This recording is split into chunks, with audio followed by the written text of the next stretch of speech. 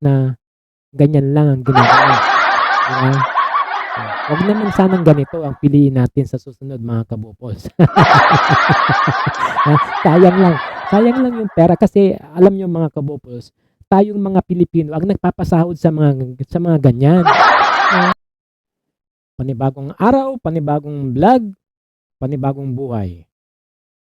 Welcome po sa BRP. Magandang umaga, magandang hapon, magandang gabi, Luzon, Visayas, Mindanao, yung mga magigiting natin mga OFW dyan, mga magigiting natin mga kapulisan at kasundaluhan, kayo po ang tunay na bayani. Pinabati ko po kayo ng isang mapagpalang araw. At syempre, bago tayo mag-start, may request po yung ating mga bagong subscribers. Paki-shoutout po dun sa umpisa ng ating vlog. Dahil malakas po kayo, request granted po. Okay, shoutout po sa ating bagong subscribers na si Ma'am Gemma, Ma'am Celerena Reyes, Mama Maria Luable, Mama Jessica Española Pailden, kay Mama Lynn Santos, kay Mama Rizalin. Shoutout po sa inyo at ingat po kayo dyan. Okay, shoutout din po kay Ma'am Christina, kay Mama Risa, kay Ma'am Ana, kay Ma'am Jovi, kay Mama Cathy Ornopia, at kay Ma'am Yang Singapore. Shoutout po sa inyo at ingat po kayo palagi dyan. Ito po yung mga bagong subscribers po natin dyan sa may Singapore. Ingat po mga bagong bayani. Okay, shoutout din po sa ating mga subscribers dito sa Pilipinas. Kay Mama Gian Angel of San Jose, kay Mama Mary Jane of Orbistondo, kay Mama Cory T. Salinas of Dagupan City, kay Sir Rolando of Dagupan City, kay Mama Rizalin Muyan of SYM Motors, kay Mama Jeremias Bautista. Shoutout po sa inyo at maraming salamat po sa pagsuporta sa aking munting channel. Ingat po kayo palagi. Yan po. Request granted na po. Okay. Dumako naman tayo sa ating main event sa araw na to. Ito po yung press conference ng ating Senate President na si Chis Escudero.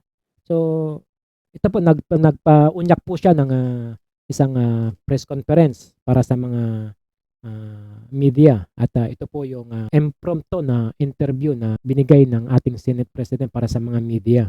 Okay. Ito po sinagot po ng ating Senate President yung issue regarding dun sa dalawang nag-uumpulang senador na si Senator Nancy Binay at Senator Peter Cayetano na magpa-file sila ng ethics complaint regarding sa nangyari nung nakaraang session nila.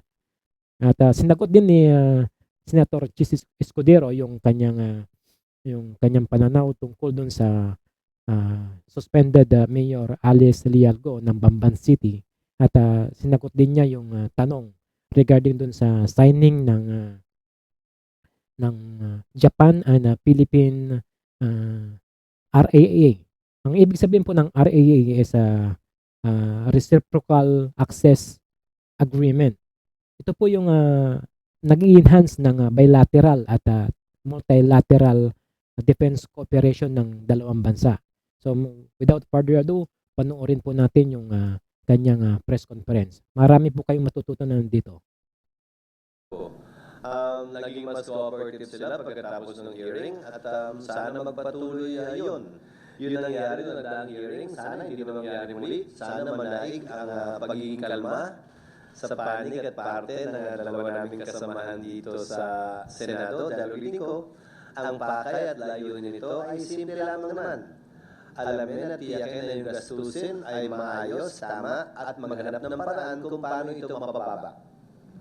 SP, do you see the need na kausapin po si Senator Alan at si Senator Nancy para hindi sila sa hearing nag-aaway? Hindi naman dahil siguro maglalabing-2 taon na si Senator Nancy dito sa Senado, maglalabing-5 taon na si Senator Alan dito sa Senado. Mga veterano na may tuturing ang dalawang senador. At alam at lalaman nila kung anong dapat, nararapat, at sana kung hanggang kaya, yung kayang iwasan. Ano lang on my part, sir, yung sa ethics complaint lang ni Senator Nancy, can you walk us through, sir, lang yung process? Paano po ba yun? Tulad ng ibang ethics complaints sa Senado, may proseso at procedure naman sa Committee on Ethics. Hindi pa lang nag-organize ng Committee on Ethics. Pero sa pagkakaalala ko, ang chairman yata ng Committee on Ethics ay si Senator Tolentino. So nasa sa kanya kung kailan i-organize yung komite at i-schedule ko ano mga pagdinig. Pero syempre, magiging pangunahing layunin muna bago magkaroon ng pagdinig dyan ay subukin na mapagkasundo, maayos ito, nang hindi na kailangan dumaan pa sa pagdinig o desisyon o pagpapasya ng Committee on Ethics. Public hearing yung ethics. Decision ng chairman yun. May mga Committee on Ethics hearings noon sa aking karanasan na isinapubliko, may mga Committee on Ethics hearing noon na nag-executive session sila. So depende sa chairman yun.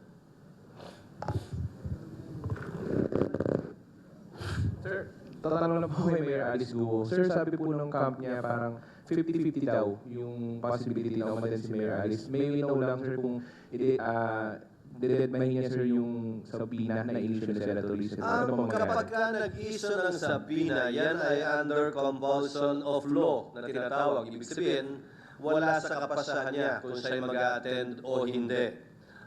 Kapag ka nag-issue ng sabina, ang husgado man, ang Senado, ang Kongreso, obligado ang testigo na sundin at sundan ito. So, hindi ako kumakatig sa kanyang sagot o sagot ng abogado niyang desisyon nila yan at call nila yan. Hindi nila call at desisyon yan kung nag-issue na ng sabina ang komite. At kung hindi sila dadalo, nasa kamay ni Senator Risa kung siya'y mag-request na mag-issue ng warrant of arrest para sila'y pwersahang padaluhin sa pagdinig ng Senado. At pipirmahan ko ang warrant of arrest na yun pag-request ni Senator Risa. Sir, kaso ini-invoke nila, sir, yung parang traumatized daw and then parang mental health issues na. Katulad ng ibang dahilan o rason na may kinalaman sa kalusugan, kailangan magpresenta nila ng medical certificate na magbibigay ng sapat na dahilan para hindi dumalo sa pagdinig. Tinatanggap naman yan ng Senado kung ito'y may basehan.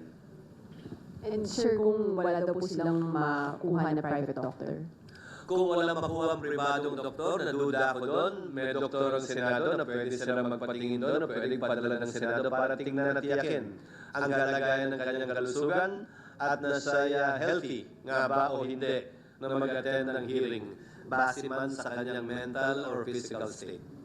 Sir, yung pong arrest order, it's not necessarily that she will be detained here, or does it follow po? Just to compel the attendance in the hearing. So, ang mangyayari yan, as soon as ma-arresto siya, parang ito yung kay Pastor Kibuloy. As soon as ma-arresto, mag-schedule agad ng hearing. Pero hindi naman agad-agad, baka ilang araw bago ma-schedule ng hearing. So, habang i-schedule ng hearing, siya ay magiging under detention muna. Ano? SP, magpa-file na raw yung camp niya ng petition for certiorari para masettle yung propriety ng pag-attend sa hearing. Hindi raw kasi pwedeng pilitin padaluhin si Alice Go if that would only mean testifying against herself. Self-incriminatory, sir. Karapatan nila mag-file ng petition for certiorari pero sa mga naunang desisyon na ng Korte Suprema kaugnay sa mga bagay tulad nito. Ang sabi ng Korte Suprema ay ito. Totoo nga na may right against self-incrimination ng sino mang testigo na mag-a-appear sa Senado man o sa Kongreso, pero yung karapatang yan ay dapat i-invoke kapag kami tinatanong na maaaring makapagpa-incriminate sa kanya at hindi pwedeng gamiting dahilan para hindi mag-attend ng hearing. Yan ang naging basihan at sinabi ng Korte Suprema sa mahaba at maraming desisyon sa nagdaan. Gagamitin niya yung mental health, traumatized siya. I-require ba ng Senate na magbigay siya ng medical certificate po? Pag gagamitin niya ay kalagayan ng kanyang kalusugan, syempre i-require ng Senado ang medical certificate. Gaya ng sabi ko, kung wala siyang makuha ng doktor, edi pwedeng magpadala ng doktor ang Senado para tiyakin at tingnan ang kanyang kalagayang medical, psychological man o pangangatawan.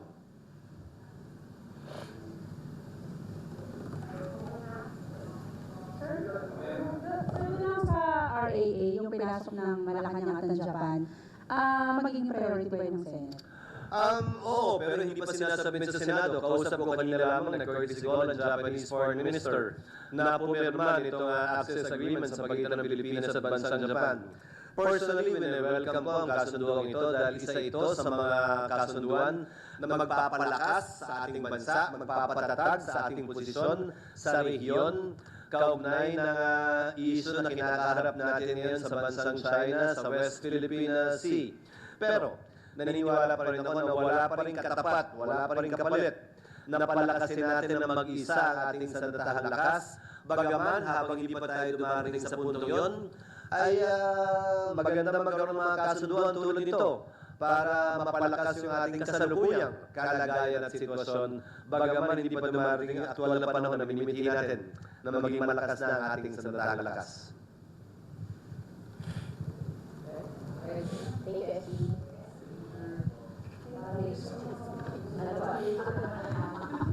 Yan po mga kabopos na napanood natin yung press conference ng ating Senate President, Chis Escudero. Ngayon po mga kabopos, bakit ko pinanood sa inyo to? Kasi gusto ko mapanood nyo at makita nyo yung mga senador na may credibility. Yung mga senador na may utak.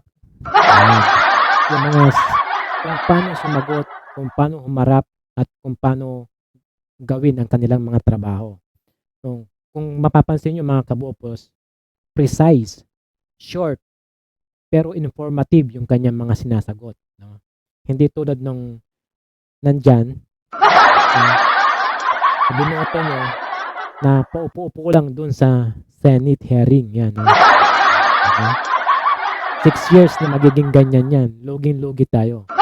Kaya ko pinanood sa inyo to para makita nyo kung paano sumagot, kung paano niya i-deliver yung kanyang sinasabi in direct and precise. No? Hindi tulad ng mga ibang senador na hindi alam ang ginagawa. Okay? Ito yung mga senador na win-win situation yung botong binigay natin sa kanila.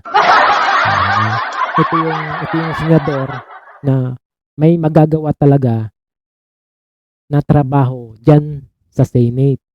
Okay?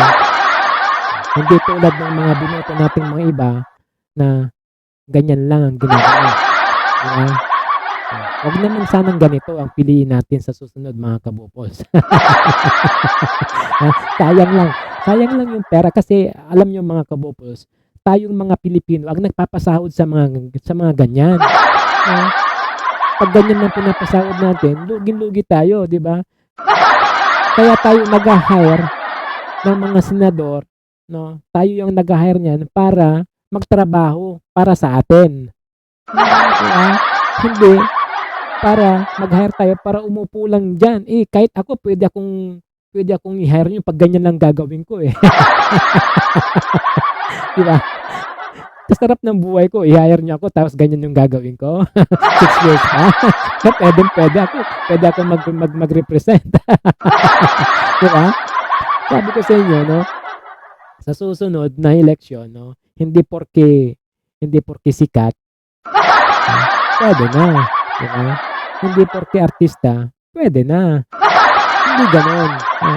Mga kabupos, no? Dapat bumoto tayo yung win-win situation.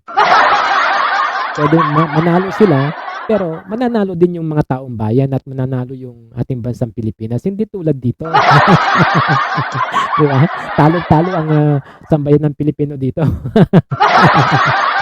Yan lang po mga kabupos yung ibig kong sabihin dito sa vlog na to. At sana kahit papano mayroon kayo tutunang konti kahit papano. Okay? Ito po ulit yung bagong subscribers. Nagpapasalamat po ako sa inyo at salamat sa walang sawang pagtulong sa aking channel at huwag po kayong magsasawa. Doon po sa mga subscribers ko na hindi ko pa kilala at hindi nagpaparamdam, pwedeng mag-drop kayo ng message para makilala ko naman kayo at mapasalamatan ko kahit papano. Kasi kayo po ay yung tumutulong sa aking munting channel. So, malaking bagay po sa akin 'yan. Kaya wag po kayong mahiya. Welcome po kayo lahat dito. Maraming salamat po.